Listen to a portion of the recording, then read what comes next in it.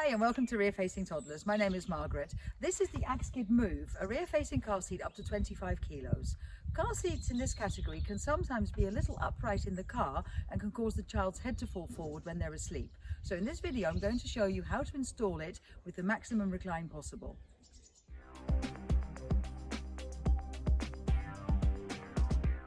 To maximise the space in the back seat behind the passenger seat, it's important to move the passenger seat as far forward as is comfortably possible for the tallest person who needs to use the seat. Now I'm 5'7", which is 1.70 m, and when I slide this seat all the way forward, that's as far as it will go in this car, and this is a 2011 Vauxhall Corsa. I still have plenty of room for my legs. Car seats up to 25 or 36 kilos need about 80 to 85 centimetres of depth in the back seat at headrest height. So when you move the front seat as far forward as is comfortably possible, if you then measure the depth between the back of the front seat and the front of the rear seat, you want roughly 85 centimetres to make sure that the seat has enough room. And so I've just done that now, and this measures 84, so that should work fine.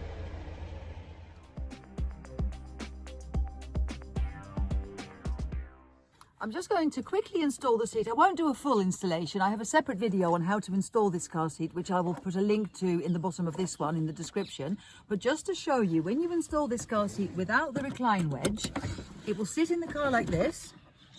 Close the clip, and on this side. And this will give you a good amount of leg room for an older child, but in this position it is fairly upright. So when you're using the seat for a younger child, say about 2-3 years old or younger, you might want a bit more recline, because otherwise when they fall asleep, their head falls forward. So I'm going to show you now what to do instead of this installation to make the seat recline back a little bit more.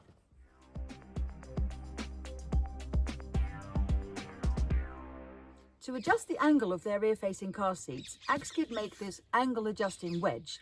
Now the groove in the top is for the recline adjuster leg on the Axkid Mini Kid, which is a different seat. This one is the Move, and for the Move you turn the wedge upside down and then you use the flat side. Now when you look at this side on, you'll see that one side is slightly longer than the other side. So if you were to put it in the car like this, it would slip out from underneath the car seat. So you need to make sure that that longer side sits at the back in the car. Then place the seat in the car, and you'll see here at the bottom is a big plastic foot that can be folded out to get the optimum recline. So fold out that foot and then position it on top of the wedge. And it's important to make sure that the feet on the back of the seat are in contact with the vehicle seat. If there is a gap and the seat is floating, that's not good. It needs to touch. So I'm now going to install the seat with the wedge underneath. So you start by opening the blue clips, then you get the seat belt, pull out enough length to pass it through the seat, go across to the other side under the cover, grab hold of the buckle tongue in the middle and pull it through, and then pass it through this hole and buckle it in. Like that. Then put all your weight on the seat, either with your hand or you can lean on it with your forearm, and then pull the belt tight to remove all the slack from the lap belt. Hold that tension, pull the belt through to the other side with your other hand, and then lock this clip. And on the side where the door is, you take the diagonal belt up and you only lock the clip over the lap belt. And the next step is the tether straps. They have a hook on the end. There is a ring here on the side of the car seat. You just hook it onto that ring and then pull it tight. And then to get the maximum recline possible, it's really important to pull the tethers really tight before you drop the leg. If you drop the support leg first, the tethers will only pull as tight as the leg allows. So if you leave the leg up till last, you can get a lot more tension on the tether straps, which will pull the seat back further and give you a better recline. So you first pull this one. I always just grab hold of it like this and then just push my fist down on the strap to tighten it and make it as tight as it will possibly go. To attach the other tether strap, you have to climb into the front seat, otherwise you can't reach it. So this is the strap, the hook on the end goes onto that ring and then pulls tight. And again, just pull it as far as you can and then just put your fist down on the strap and pull it really, really tight until it can't go any further. Now that the tether straps are as tight as they can be, the last thing I need to do is drop the leg down to the floor. And you do this by pressing the top of the button on the side of the leg That will make the leg drop down. You then pull the leg down and away from the seat until the top of the button pops back out.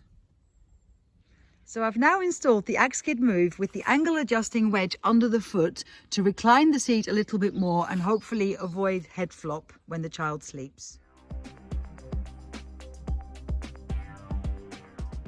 For a baby who's still quite young, so say only about a year or 15 months old, who's just grown out of their infant carrier, there is actually one more thing you can do, a different installation to get a slightly better recline than this because they're still little and will still sleep a lot.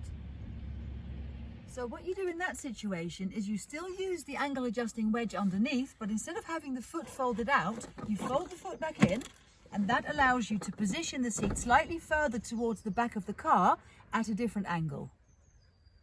So I've now fastened the seatbelt in this position with the foot tucked under and the wedge flat underneath it, and the seat is still a little bit upright, but once you pull the tethers tight, the seat will actually go back a little bit further. So I'm just going to do them one by one, and you'll see the seat moving as I do this.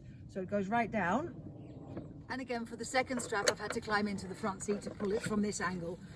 And you just pull it as tight as possible for the maximum amount of recline before you drop the leg. This position has actually meant that it takes up slightly less room than before, so I'm actually able to move the front seat a little bit further back to make contact with the back of the Move. So that is how you install the Axkid Move at different recline angles to try and avoid head flop when your child is asleep. It is worth mentioning that some children will just throw their head forward when they're sleeping, no matter how reclined the seat is. I remember a time a few years ago when my children were in the Axkid Mini Kid. Their heads never ever fell forward, and then I gave a friend's child a lift. I didn't adjust the seat in any way. He fell asleep and his head flopped forward. So it does depend on the child and their comfortable sleeping position. And it's also important to remember that head flop, although it looks uncomfortable, isn't actually dangerous in a crash. So you don't need to worry about it too much. But having said that, I do always try to install the seat as upright as possible for safety, with just enough recline to keep the head back when they're asleep. Thank you very much for watching. Please subscribe to my channel and I'll see you soon.